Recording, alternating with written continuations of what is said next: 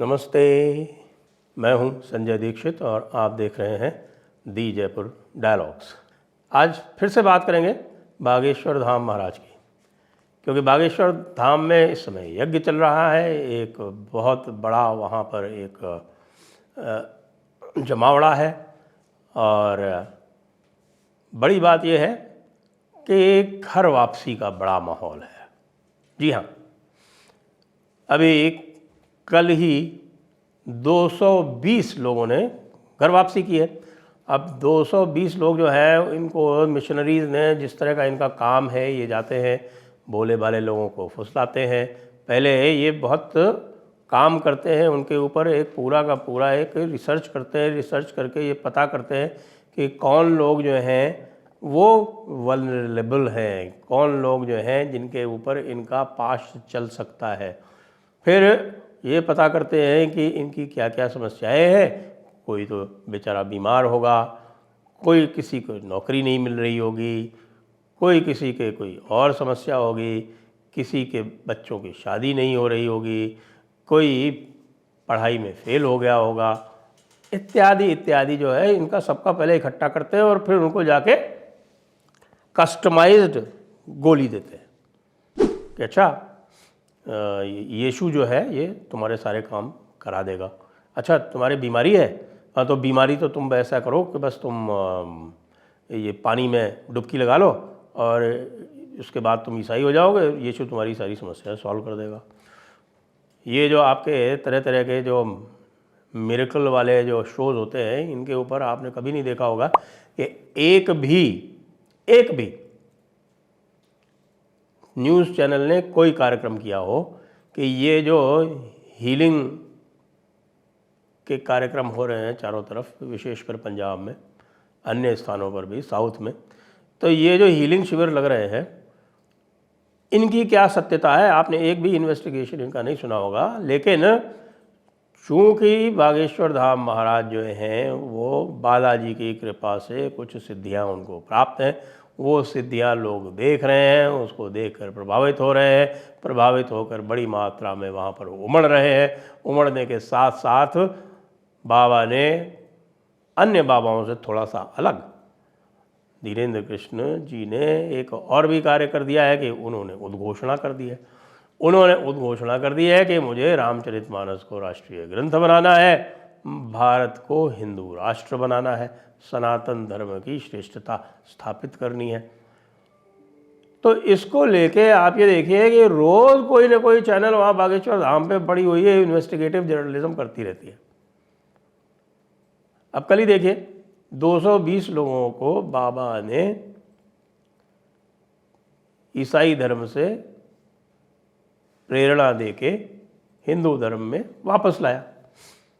अब उनसे सबसे जाके प्रश्न किए जा रहे हैं, अच्छा तुम पहले ईसाई बन गए थे, अच्छा ऐसे क्या हुआ था, तुमको अच्छा बकरी देने का आश्वासन दिया था इसलिए तुम ईसाई बन गए थे, तो अब क्या बाबा ने तुमको गाय देने की पेशकश की है?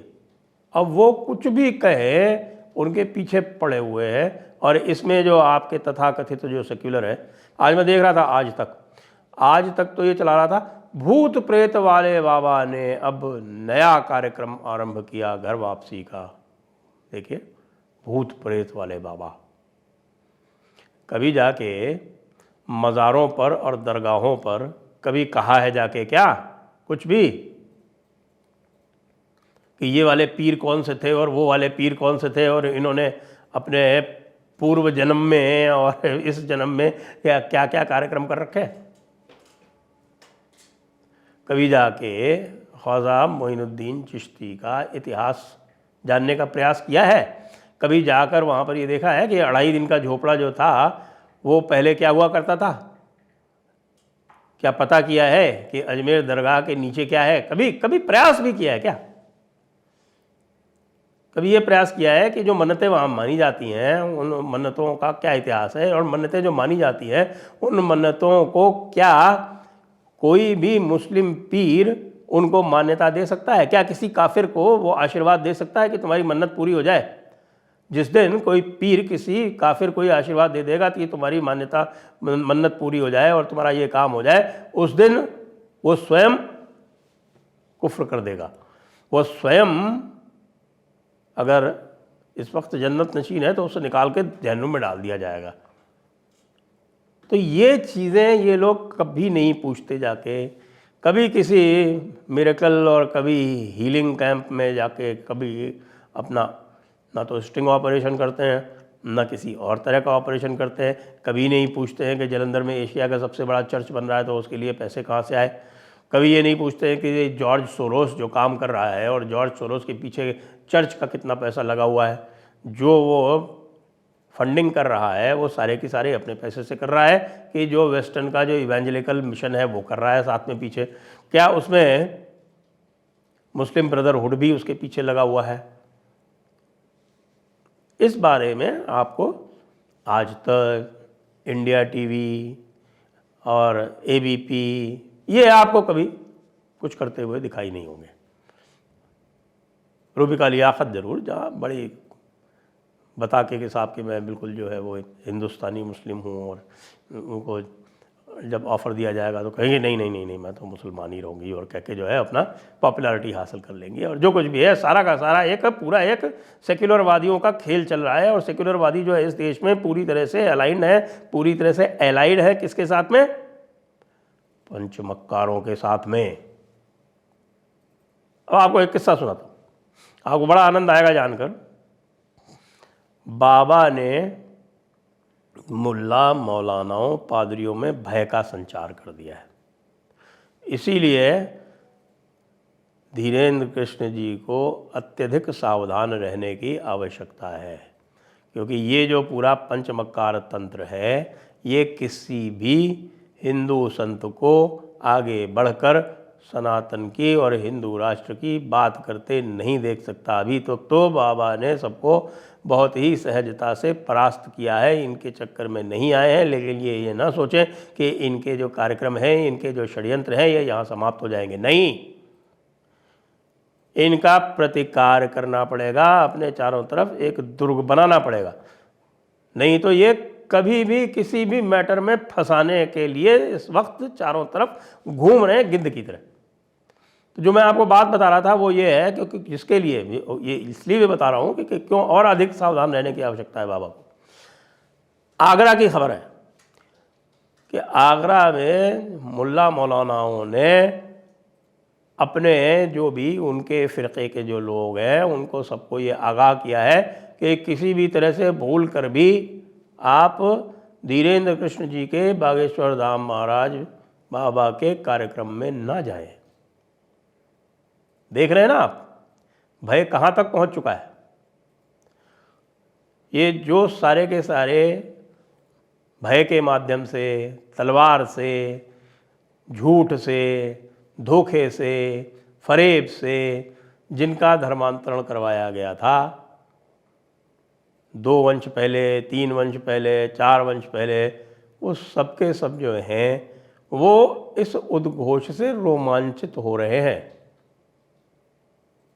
और जिसको शुद्ध भाषा में तो कुछ और कहते हैं, लेकिन हम ये कह सकते हैं कि इन सब के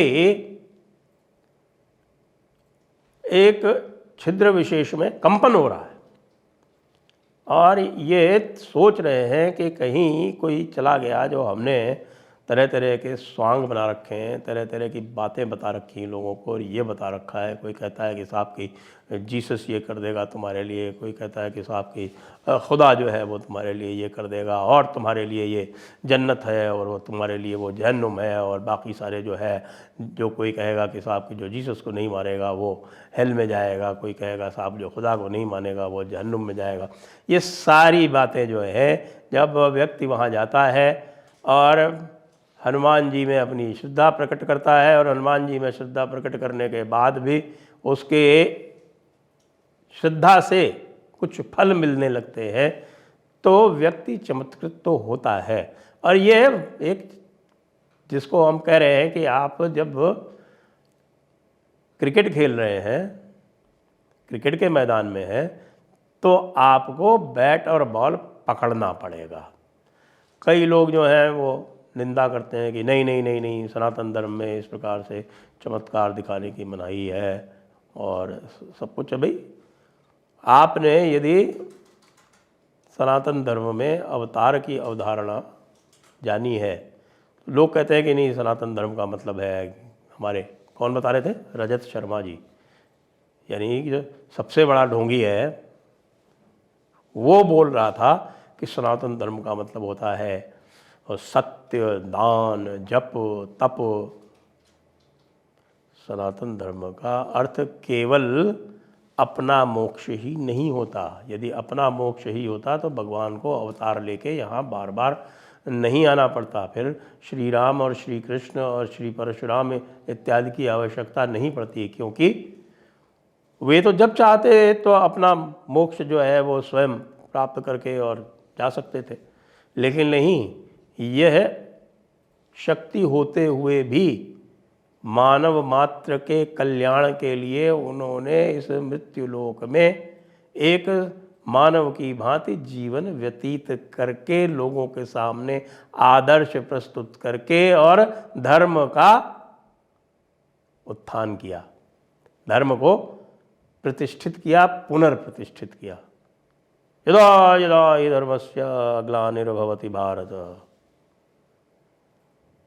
ये जो उद्घोष है वह महत्वपूर्ण है कि जब भी धर्म की, जब जब होय धर्म के हानि, बाढ़ई असुर अधम अभिमानी, तब तब प्रभु लय मनुज शरीरा, और आपका कल्याण करते हैं। तो मैं ये जो तरह तरह के जो जर्नलिस्ट हैं, जो तरह तरह के स्वांगधारी लोग हैं, जो तरह तरह के इच्छाधारी नाग हैं, उनसे मैं ये कहना चाहूँगा कि अब ये बाबा का पीछा करना छोड़ दें, क्योंकि बाबा के बागेश्वर धाम महाराज के पीछे जो है वो जनता पूर्ण रूपेण एकत्रित हो गई है। और यदि आप किसी तरह की शैतानी करने का प्रयास करेंगे तो फिर जनता उद्वेलित भी हो सकती है। इसी चेतावनी के साथ जय हिंद, वंदे मातरम, बागेश्वर धाम महाराज की जय।